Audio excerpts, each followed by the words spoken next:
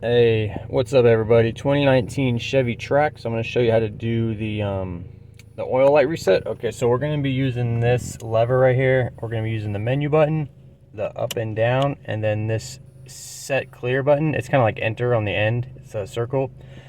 So we're going to push, actually let me get closer to here. You're going to push menu to go switch to vehicle, and then you'll take your arrows and you'll go down or up until you see remaining oil life, and then you're going to hit the outside circle button that says set clear. Hit that. Are you sure you want to reset?